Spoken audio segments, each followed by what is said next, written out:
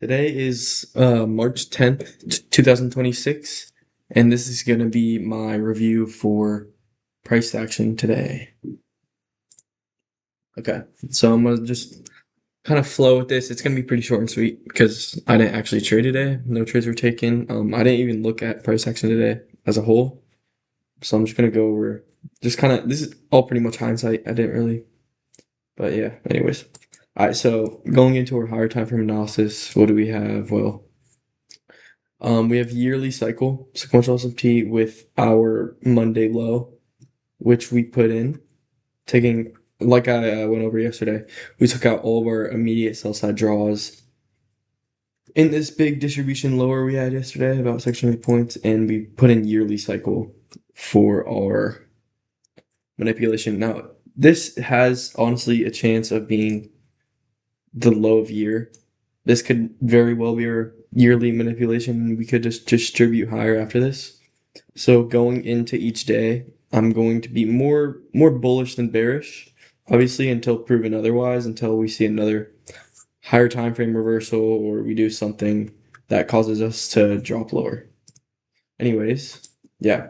So let me just go to the 1 hour here and just so yesterday what did we do? Well, we came down, put in yearly cycle, took out all of our higher time frame draws, and then we distributed higher around 1,000 points. Now, today, oh, hold up. Sorry. Now, today, Tuesday, we have this is our news. So it is a no news Tuesday, and it is the day before CPI. Now, as we know, days and sessions before high impact news tend to sometimes accumulate it. It doesn't happen all the time, but we have to keep that factor in our mind when forecasting price before that time, that today could very well be accumulative. And as we can see, this fits the current narrative of structure as well, because we have 1,000 point distribution higher. It's likely that we're going to continue with accumulation on this day, as well as being before CPI.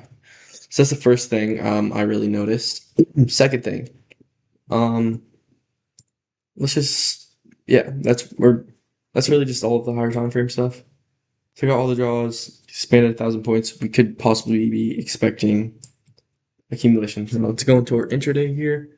I'm just turn this on just for easy reading. So what do we see going into New York Open?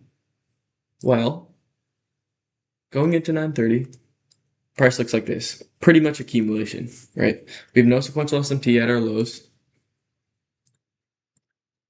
So we have no sequential SMT at our lows. And then we have here, let me look at I can check this real quick.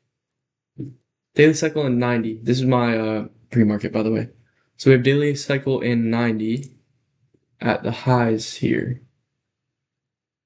So daily cycle 90 with YM, if I am thinking correct. Daily cycle 90. So immediately going to today, we have no sequential at our lows and daily cycle 90 at the highs. Now, we expanded our higher time frame is obviously now potentially bullish. We're more bullish than bearish going into every day. And so really today we're pretty much 50-50 because we could expand bullish, we could expand to, a draw up here. We could maybe retrace into equilibrium of our previous day range potentially or something along those lines. And really what determines how this day played out is going to be our New York, I like to call them the New York Power of Threes. So our 30-minute Power of Three for 9:30 and our 10 a.m. Power of Three for, 10 a.m. Now let's just go ahead and get right into that analysis here. Daily cycle 90, meaning we can study the 5-minute time frame. Something to take note of. I'm going to go ahead and just hop in triads here. And come right before 9:30.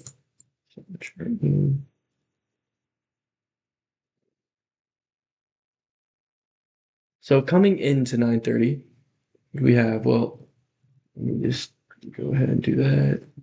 Pop down to 5 minute. Well, our previous 90-minute high, this is just something good to take note of. Our previous 90-minute high is right above True New York Open. It is True New York Open, and it's unmitigated. Oh, so we want to be taking this level into account right here. True Open right above it. Now our 30-minute power of 3 immediately manipulates higher with Devil's Mark, and this Devil's Mark is valid. Why? No sequential down here, sequential above, and then we form sequential here. So we form. Oh wait, no, we don't form it yet. Technically, I mean technically we do, but as we can see, all 3 indices took out that 90-minute high. So let's just go forward a few candles. And we technically formed 90-minute with this candle here, but it's not really valid because, as you can see, very barely close. But we formed 90-minute hidden right here. So this Devil's Mark is ultimately valid, although this candle also wicks down. So we don't actually pay attention to that anymore. But anyways, our all in all, our 30-minute power 3 comes up, puts in a manipulation at our highs, and is now we're expecting it to drop lower. That's exactly what it does, right? So our 30-minute power 3 drops lower, and there was no real setups with this. There was one setup that Fearon caught after we formed 90-minute hidden. We have swing divergence here, 5-minute swing divergence. And we can go on 1 minute and look for the next 1 minute CIST. Now, this was very choppy, so I don't know if I would have been looking to trade this. It would be a 50-point stop, and your target would have been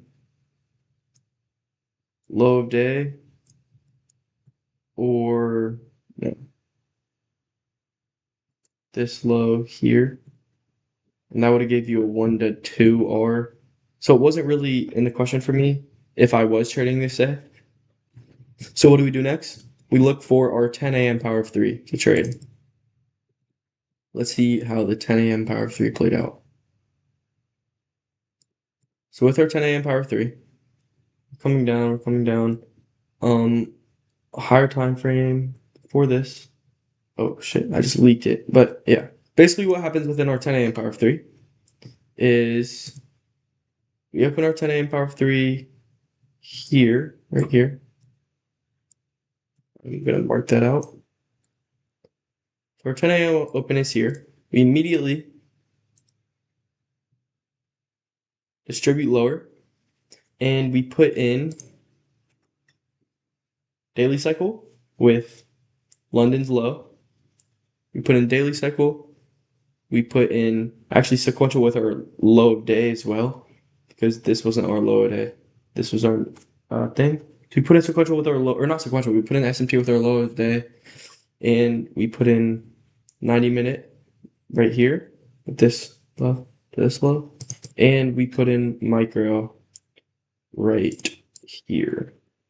Okay, so we put in 3-stage sequential S&P, meaning our 4 a.m. power of 3 is our 4-hour power of 3 is looking like it's going to be open, low, high, close, and that's exactly what happens. Now here's a setup which we could have considered, but as Fear said today in his market recap, he didn't take this because of what? Well, for this to be valid, we would have wanted to see, as we want NQ to take out all of our liquidity and everything, we would have wanted NQ to not only tap the True Day Open, but sweep out this liquidity, which we held on to by literally 1 tick. We wanted to see NQ take this out, and we didn't. We engineered liquidity above it. So overall, this was not very high probability, because there was a definitely very high chance that we may have just went like this. And we did end up doing that, but we still didn't take the liquidity. And then gone higher. So this initial setup wasn't valid. Although there was a setup, I'm not going to be showing it. Our next setup came right here. Okay.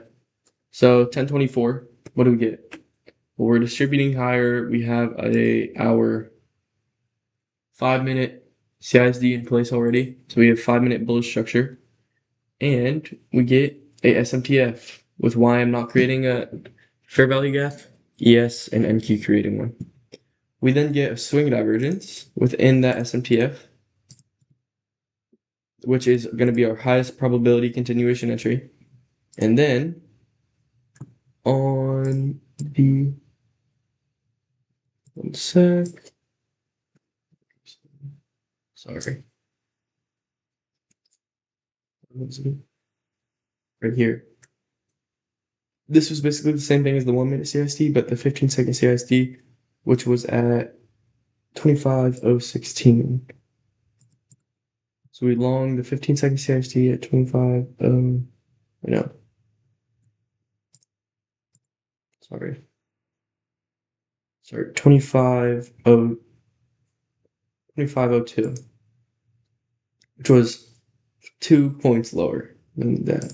25.02. We have a 34-point stop, and we target current day high or these highs in here, which we do end up targeting.